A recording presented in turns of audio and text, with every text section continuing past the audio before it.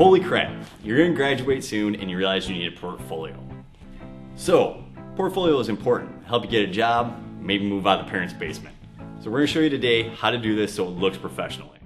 Your area needs to be prepped out. Seriously, if it looks like a homeless person lives there or a frat boy had a party the night before, not the place to do your work. Like this. You're gonna need a few tools to start out with. You're gonna need your finished work, your mat board, either spray adhesive or rubber cement remover, a ruler, razor blades, a small X-Acto, and a cutting board. When you're mounting your portfolio work, you're working with sharp knives. So take very good care that you don't cut yourself. The last thing you want to do is go in and show an employer work covered in your own blood.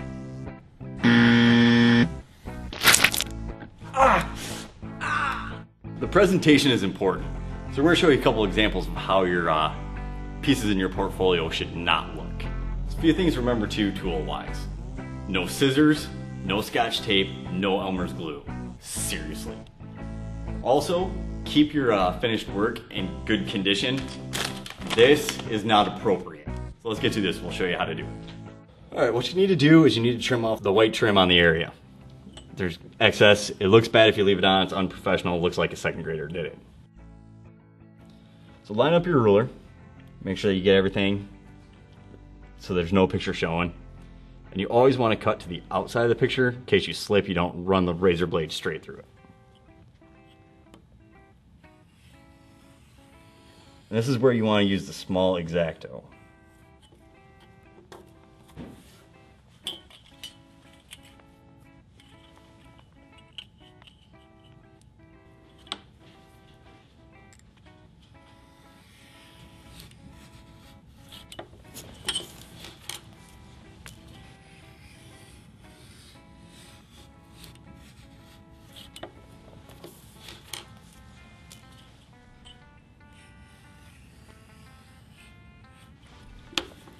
Alright, next we're going to set this aside.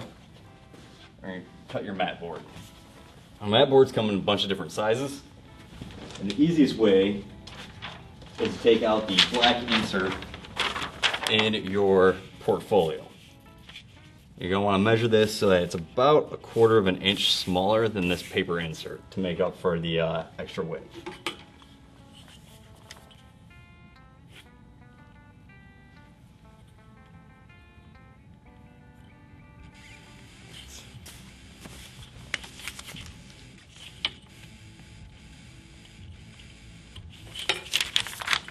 After you have your measurements, mark each corner. Make sure you do this with a pencil because you can erase a pencil. You don't get them all again with a Sharpie. All right.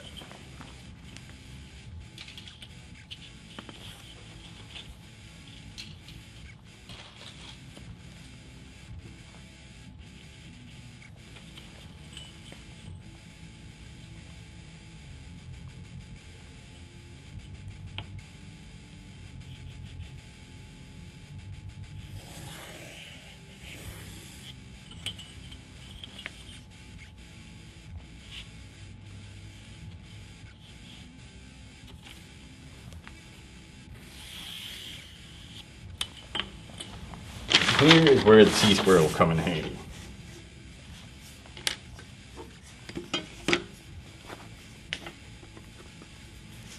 Always stand up and keep your wrist straight.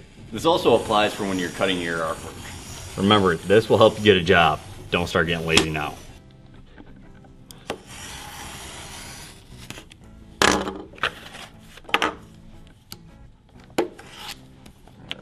Now, center your finished piece in the mat board. Easiest way is to take it, put it in one corner, make sure that's lined up all even, and measure. You might want to write it down just so you don't forget. Alright, then, once you have your measurements, start from the top, measure down. Same on the top and on all 4 sides. Once you've measured from the side and the top, cut your measurements in half to figure out the spacing from the top and the sides that you need.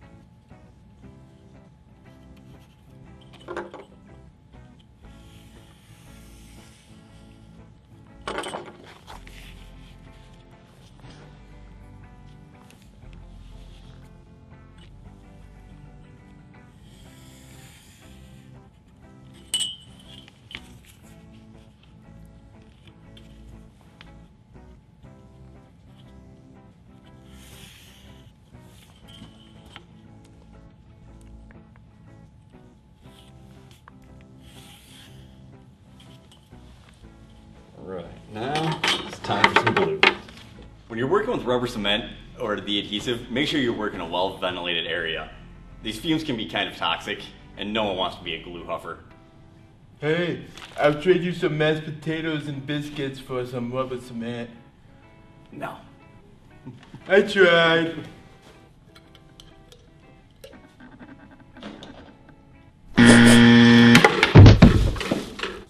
Rubber cement is far more forgiving than the spray. Just gotta make sure that you don't overdo it. Go around the side.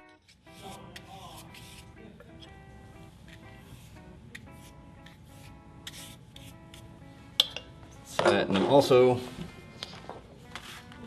back of your work too.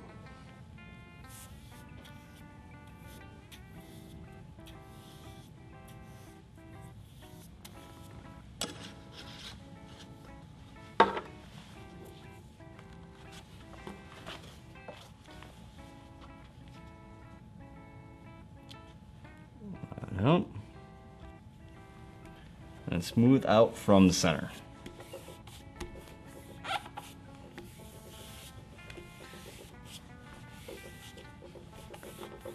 Make sure that's smooth and there's no lumps. Any excess like that.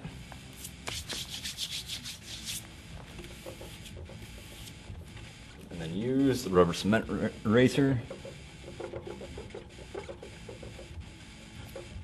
to cover it, to pick up any excess that came out the sides. And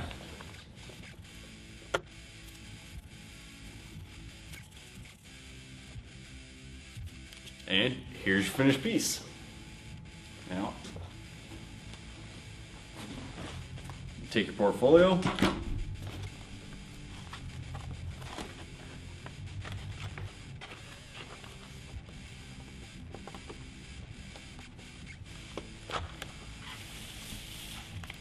Insert, and you're ready to show it to a future employer. Hope this video helped. Now you guys can be on your way to making a quality portfolio, get a job, and not be homeless on the street. Hey, you ready to trade? Well, I guess not. It's a waste of time. I got other stuff to do.